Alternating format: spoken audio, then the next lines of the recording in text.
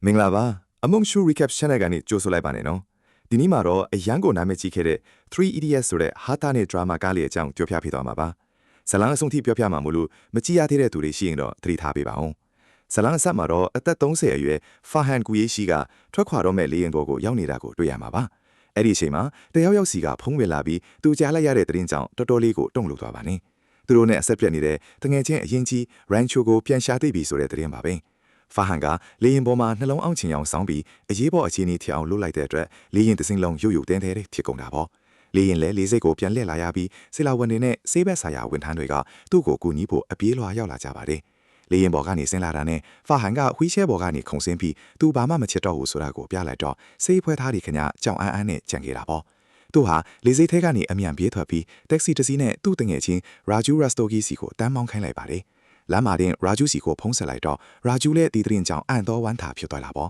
ရန်ချိုလည်းသွားတွေ့ရမှာမို့လို့အမြန်ပြင်ထားဖို့ဖာဟန်ကရာဂျူကိုပြောလိုက်ပါတယ်ရာဂျူလည်းစိတ်လှုပ်ရှားလွန်းလို့အလင်းအမြန်ပဲပြင်ဆင်တော့တာပေါ့သူဟာသွားတိုက်တန်နဲ့သွားတိုက်စီကိုကောက်ကိုက်အပေါ်ရင်ကြီးခရူသားကိုကောက်ဆိုလိုက်ပေမဲ့အလော်တစီဖြစ်နေတော့ဘောင်းဘီဝတ်ဖို့မိသွားခဲ့ပါတယ်ရာဂျူကဖနတ်ရေထန်ဘူးသွားတိုက်တန်နဲ့သွားတိုက်စီတွေကိုကိုက်ပြီးအင်းသေးကနေပြေးထွက်လာကသူ့ရှေ့မှာထိုးရက်လိုက်တဲ့ဖာဟန်ရဲ့တက္ကစီဘောကိုခုန်တက်လိုက်တာပေါ့ကားထွက်သွားတဲ့အချိန်ကြာမှာရာဂျူခန်နာစိတ်လှုပ်ရှားလို့ဘောင်းဘီဝတ်ဖို့မိကြံခဲ့မှန်ဖာဟန်ကတတိထားမိသွားပါတယ်သူတို့နှစ်ယောက်လုံးအဲ့ဒီအဖြစ်ပြက်ကိုရေမောင်းရင်းနဲ့ပျောက်ဆုံးနေတဲ့တငယ်ချင်းဟောင်ကြီးစီကိုခရီးဆက်ခဲ့ကြပါတယ်သူတို့တွေပွဲရပြီးကလေးကပျောက်ချင်းမလားပျောက်သွားတဲ့ရန်ချိုကိုရှာဖို့ခရီးဆက်တင်လိုက်ကြပါတယ်အဲ့ဒီအချိန်မှာဖာဟန်ကအိန္ဒိယရဲ့ထိပ်တန်း engineer college တစ်ခုဖြစ်တဲ့ Imperial College of Engineering IC မှာသူတို့ကျောင်းတက်ခဲ့တဲ့အချိန်တွေကိုပြန်တွေးမိသွားပါတယ်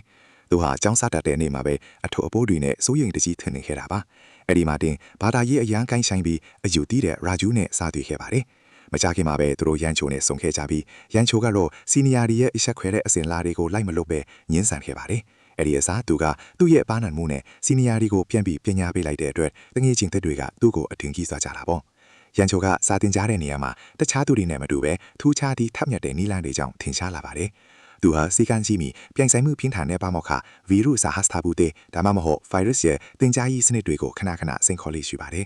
ရန်ချိုရဲ့ခံယူချက်ကယိုလေးပါစာကိုအလွတ်ချက်ဖို့ထားနားလေအောင်သင်ယူဖို့ပါပဲအတန်းထဲမှာသူသုံးတဲ့တီထွင်စမ်းသစ်တဲ့အရေးပဲဖွင့်ဆိုချက်တွေနဲ့လက်တွေးစမ်းသစ်မှုတွေကဗိုင်းရပ်စ်ကိုအမြဲတမ်းစိတ်အနှောက်အယှက်ဖြစ်စေပါတယ်ဒီလိုထိတ်တွေးမှုတွေကဗိုင်းရပ်စ်ရဲ့ခြေရိုးဆွဲနီးလန်းတွေနဲ့ရန်ချိုရဲ့ခစ်မီပြီးနားလည်မှုကိုအခြေခံတဲ့သင်ကြားမှုတွေကြားကကြီးမားလိုက်ကွာခြားချက်ကိုဖော်ပြနေတာပါရန်ချိုရဲ့တွေးခေါ်တွေကသူ့တငယ်ချင်းတွေဖြစ်တဲ့ဖာဟန်နဲ့ရာဂျူအပေါကိုလည်းအများကြီးတက်ရောက်မှုရှိစေပါတယ်ပတ်ဝန်းကျင်ရဲ့ဖိအားတွေနောက်ကိုလိုက်နေအစားကိုတကယ်ဝါသနာပါရကိုလို့ဖို့သူကတိုက်တွန်းခဲ့တာပါဖာဟန်ကိုတော်ရိုင်းသတိစံထက်ပုံစံစစ်ချင်တဲ့သူ့ရဲ့အိမ်မက်နောက်လိုက်နိုင်အောင်ရန်ချိုကတက်တီတွေပေးခဲ့တယ်လို့ရာဂျူကိုလည်းမိသားစုရဲ့မျှော်လင့်ချက်တွေနဲ့ငွေကြေးအခက်ခဲကြောင့်ဖြစ်ပေါ်နေတဲ့ကြာရှုံးမှကြောက်တဲ့စိတ်တွေကိုကျော်လွှားနိုင်အောင်ကူညီပေးခဲ့ပါတယ်။ Joy လို့ဖို့ဆိုတာကတော့ engineer ဘာသာရပ်ကိုဝါသနာပါပြီးတီထွန်းစံတဲ့ project တွေလုပ်ချင်နေတဲ့ထက်မြက်တဲ့အကြောင်းသားလေးတွေပါ။သူဟာ virus ရဲ့စံနှုန်းတွေနဲ့ကိုက်ညီအောင်သူ့ရဲ့ project ကိုမနာမနေစူးစမ်းခဲ့ပါတယ်။ဒါပေမဲ့ virus ကတော့သူ့ရဲ့ project ကိုအတိအမှတ်မပြုတဲ့အဆိုအချိန်တိုးပြီးဖို့တောင်းဆိုတာကိုလည်းညှင်းပယ်ခဲ့ပါတယ်။ virus ရဲ့ပြင်းထန်တဲ့ဝေဖန်မှုတွေနဲ့ကိုရင်းစာစိတ်ကင်းမဲ့မှုတွေက Joy ကိုစိတ်တက်ကြတဲ့အခြေအနေထိတွန်းပို့လိုက်သလိုဖြစ်သွားပါတယ်။အဲဒီနောက်မှာတော့ရန်ချိုကအမိုက်ပုံးထဲရောက်နေတဲ့ Joy ရဲ့ရဟယံ project ကိုတွေ့သွားပါတယ်။ကျွမ်းရည်ဒီဇိုင်းကတကယ်ကိုကောင်းမွန်မှန်ထီးတဲ့အတွက်ရန်ချိုကအဲ့ဒါကိုပြန်ပြင်ဖို့ဆုံးဖြတ်လိုက်ပါတယ်။သူဟာဒီဟယန်လီတကယ်ပြန်နိုင်တဲ့ဆိုတာကိုကျွမ်းကိုအံ့တော်အောင်ပြချင်တဲ့အတွက်တေချာလေးလုပ်ပေးခဲ့ပါတယ်။ရန်ချိုရာဂျူနဲ့ဖာဟန်တို့ကအဲ့ဒီဟယန်လီကိုကျွမ်းရဲ့အခန်းစီပြန်ထန်ခိုင်းပြီးသူ့ရဲ့တုံ့ပြန်မှုကိုကြည့်ဖို့ကြိုးစားခဲ့ကြပါတယ်။ဒါပေမဲ့ဟယန်လီကျွမ်းရဲ့ပြည်တင်းပွင့်နာရောက်သွားချိန်မှာတော့မျက်နှာချမ်းမှာကျိုးဆွဲချတီးဆုံးနေတဲ့ကျွမ်းရဲ့ရုပ်အလောင်းကိုတွေ့လိုက်ရတဲ့အတွက်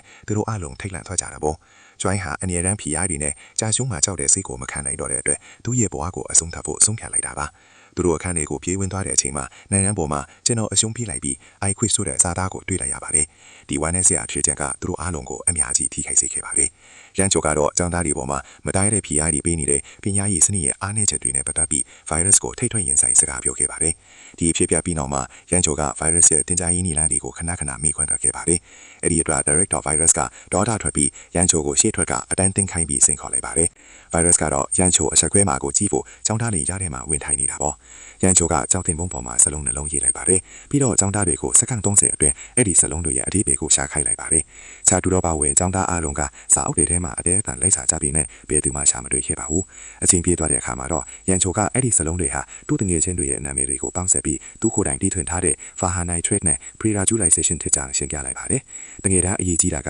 အတိတ်ပဲဖွင့်ဆိုချက်တွေကိုအလွတ်ချက်ဖို့မဟုတ်ပဲအခြေခံသဘောထားတွေကိုနားလည်ဖို့ပဲဖြစ်တယ်ဆိုတာကိုသူကထောက်ပြလိုက်တာပါရန်ချိုကသူဟာပိုကန်းတဲ့တင်ကြားမှုပုံစံကိုပြသနေတာဖြစ်ပြီးတနည်းမှာ virus လက်ဒါကိုနားလည်လာလိမ့်မယ်လို့မျှော်လင့်ကြောင်း AACC ပဲပြောလိုက်ပါတယ်နောက်ဆုံးမှာတော့ virus ကဒေါ်ထားတကြီးနဲ့ရန်ချိုကိုအတန်းနဲ့ကနေမောင်းထုတ်လိုက်ပြီးចောင်းသားတွေကတော့ဒီအခြေအနေကိုကြည့်ပြီးရေမောနေကြတာပေါ့ဒါဟာဒီထွင်စမ်းသစ်မှုနဲ့ရှေးရိုးဆွဲနီလန်တွေကြားကပฏิပတ်ခတ်ကိုကောင်းကောင်းဖော်ပြနေတာပါ